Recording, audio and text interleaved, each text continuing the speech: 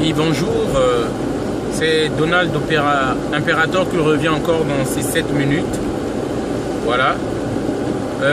Aujourd'hui, j'ai un message surtout par rapport au bilan de M. Sassou. Lorsque nous étions petits, on était à l'école, nous avons appris une récitation, le départ pour l'école. Et dans cette récitation-là, en fait, ce qui me plaît beaucoup, c'est presque vers les dernières phases là. Lorsqu'on dit que l'ignorance est un danger que tout homme devrait éviter.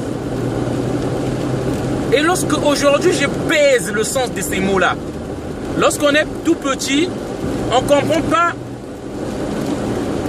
l'importance de ces mots-là, la teneur de ces propos-là. Mais là, je comprends enfin. L'ignorance est un danger que tout homme doit éviter. Moi, je pense que sur le débat de la Constitution, les Congolais ne devraient même pas entrer dans ce débat-là. Le débat que nous devrons faire avec M. Sassou, c'est lui demander son bilan. Avant de faire le débat sur la Constitution, faisons le débat d'abord sur son bilan. Qu'il nous dise, toutes ces années que nous lui avons données, 32 ans, combien d'entreprises qu'il nous a construites. Moi, je le mets au défi de simplement de 2 entreprises où on fabrique même des aiguilles et des sacs, ce que nous appelons couramment chez nous les sachets, des sacs plastiques.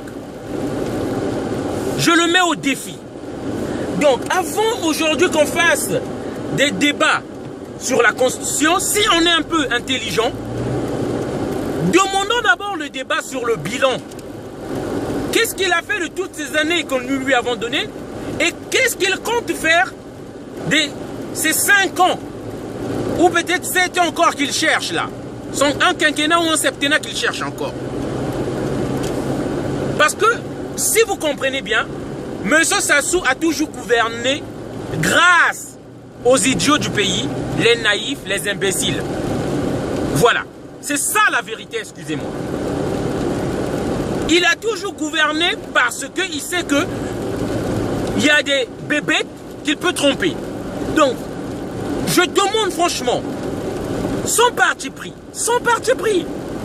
ayons un peu le courage de demander simplement le bilan. Parce qu'on dit que le fanatisme, c'est le plus haut sommet de l'idiot aussi. Ne soyons pas fanatiques. Ne choisissons pas pour des appartenances ethniques. Ne choisissons pas la solidarité ethnique. Demandons-lui simplement le bilan. Combien d'entreprises qu'il a créées? Qu'est-ce qu'il a fait? Si ma mémoire est bien bonne, lorsque nous étions petits, on nous a parlé du plan quinquennat. Qu'en est-il aujourd'hui? Si je peux demander le bilan, moi. On nous a parlé de l'autosuffisance alimentaire. Ce monsieur-là, Sassou, il nous a parlé de l'autosuffisance alimentaire. Qu'en est-il aujourd'hui? Ce monsieur nous a parlé de la nouvelle espérance. Qu'en est-il aujourd'hui? Après, dans ce délire toujours, il nous parle du chemin d'avenir. On n'a rien vu jusqu'à ce jour. Et là, il nous parle de l'émergence d'ici 2025. Mais attendez, même un enfant, il finit par comprendre que tu nous mens. Non, papa, t'avais dit ceci. T'as pas fait. Non, papa, tu es en train de mentir. Franchement. Et nous, on est plus grands que les enfants. Quand est-ce qu'on allons nous comprendre qu'on nous ment? Qu'on nous ment tout le temps. Et c'est l'avenir. Pas seulement de nos enfants, de nous-mêmes qui est en jeu. Parce que nous, on est encore là. Donc, franchement, il y a ceux-là de ces parents que je trouve, franchement, c'est malheureux. C'est triste. Ils pensent qu'ils vont envoyer des enfants en France. Ouais, moi, je vais envoyer mes enfants en France et puis ça sera réglé. Mais qu'est-ce qui sera réglé au fait? Qu'est-ce qui va être réglé? Mais la France n'est que le début de tout. On est en France là. Mais les difficultés que vous allez rencontrer ici, franchement, et pourtant chez nous il y a un adage qui dit que on est mieux que je sois. On est mieux que je sois. Donc moi je pense aujourd'hui Moi, je pense qu'aujourd'hui, le débat sur la Constitution, c'est un faux débat. Le débat que nous devons faire, c'est demander le bilan. Demander le bilan de M. Sassou. Qu'est-ce qu'il a fait de ces années que nous lui avons données? Et que compte-t-il faire de ce qu'il nous demande aujourd'hui? Voilà le vrai débat. Parce que nous voulons que les choses avancent. Parce que nous ne sommes pas des imbéciles. Seuls les imbéciles ne changent pas. Laissons la peur de côté. J'ai omis de dire qu'il y a aussi les peureux qui retardent ce combat-là. Parce qu'aujourd'hui, la nature est paradoxale.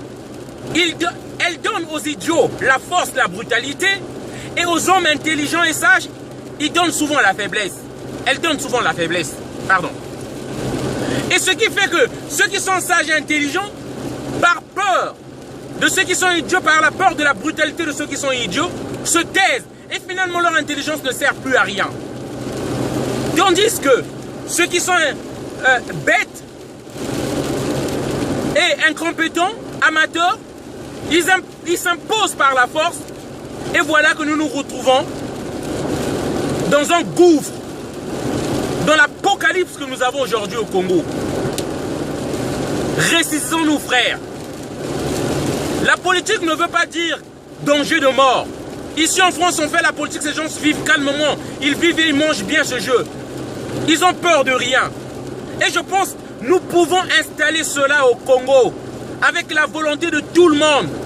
Thomas Sankara, il a dit, si vous me laissez seul, Donald l'Impérator, revendiquer ces droits-là, parler par exemple, on me tuera. Thomas Sankara, il a dit, si vous me dites à moi seul de demander l'annulation de cette dette d'Afrique-là, ils vont me tuer.